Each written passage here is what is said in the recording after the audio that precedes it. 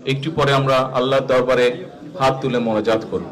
আসুন আমরা হাত তুলে আজকে মোনাজাত করি শহীদ রাষ্ট্রপতি জিয়া রহমানের জন্য।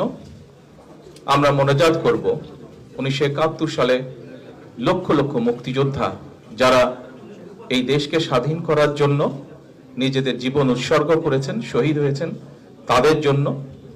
আমরা আসুন দোয়া করি বর্তমানের চলমান যে আন্দোলন, গণতন্ত্র পুনরুদ্ধারের যে আন্দোলন, সে আন্দোলনে বিগত 15 বছরে যে সকল মানুষ শহীদ হয়েছেন, গুম হয়েছেন, হত্যা নির্যাতনের শিকার হয়েছেন, আমাদের বহু নেতাকর্মী, তাদের জন্য আমরা দোয়া করব।